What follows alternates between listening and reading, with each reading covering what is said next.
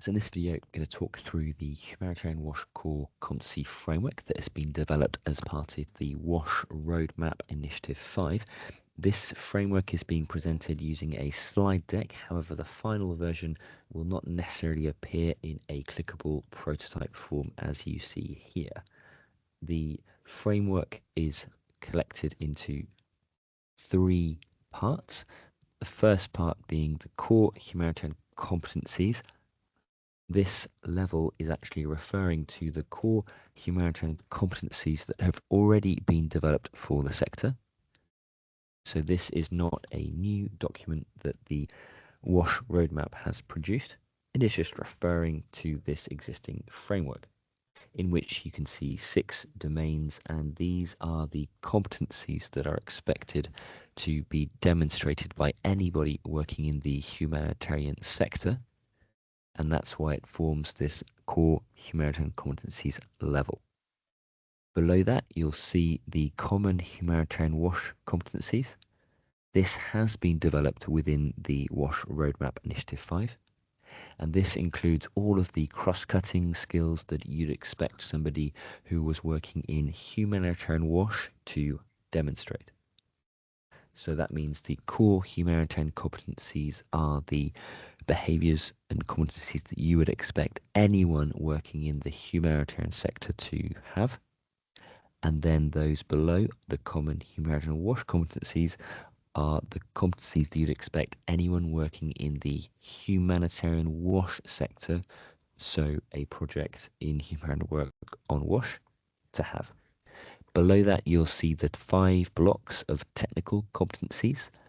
These reflect the divisions within the Sphere Handbook and are those detailed competencies specific to the technical area that it is referring to. It could be helpful to look at how this framework could be used to get a better handle on how it is structured. Giving the example of hiring a hygiene promoter, this framework could be used to start with the core humanitarian competencies to first check if the candidate demonstrates the shared values, behaviours that are required, considered necessary for working in a humanitarian project, to check that they are fit for purpose in humanitarian work. Then one could move on to look at the common humanitarian WASH competencies. The common humanitarian WASH competencies, to see to the extent to which the candidate is able to efficiently work within a WASH setting. Before then looking at the specific technical competencies, in this example, the hygiene block for hiring someone as a hygiene promoter. So this method recommends starting with the core humanitarian competencies and working down through the common humanitarian WASH competencies before looking at one of the technical competency blocks. Within this framework, you will also see that there are 4 levels that have been identified.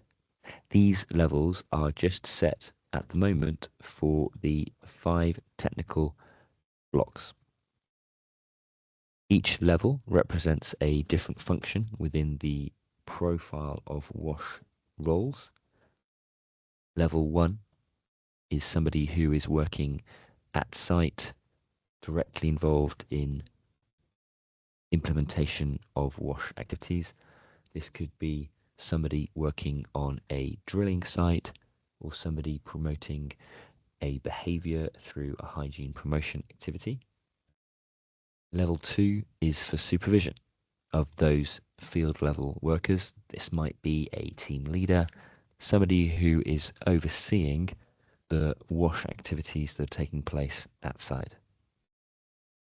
Level 3 is somebody who's involved in design and quality control, project design and quality control. So this could be a WASH project manager.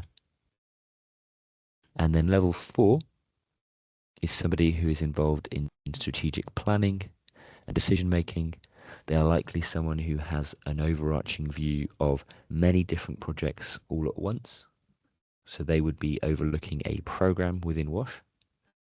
Now, the word global here has been used, but this role, which could be a coordinator, head of department, advisor may not necessarily relate to a global role, but could be applicable to somebody working in a country or a region depending on the size of the portfolio of WASH.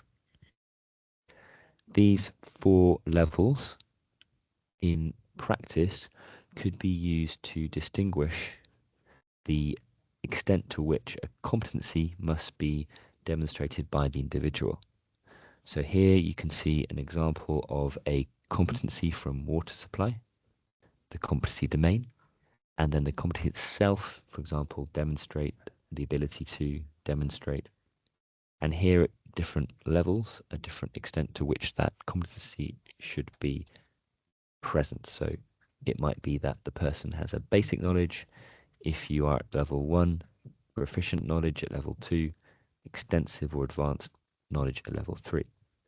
Or it might be that some of these competencies are only relevant for some of those levels.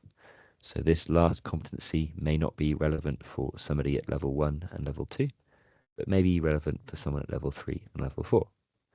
So at the moment, that distinction between the levels has not been incorporated into the competency framework for the technical competencies, nor the common humanitarian WASH competencies, but it is something that is envisaged. So you'll see that in the following slides from slide 12 onwards, for example, the common humanitarian WASH competencies, you'll see on the left-hand side is the competency domain, which is the topic that the competency refers to, and then a description, the competency description on the right-hand side. And you'll see that the technical competencies provide a little bit more detail for their description on the right-hand side. So we're keen to get your feedback through the survey. Please do list anything that does not fit into the survey in an email to us, and we'll be grateful to receive your feedback. Thank you.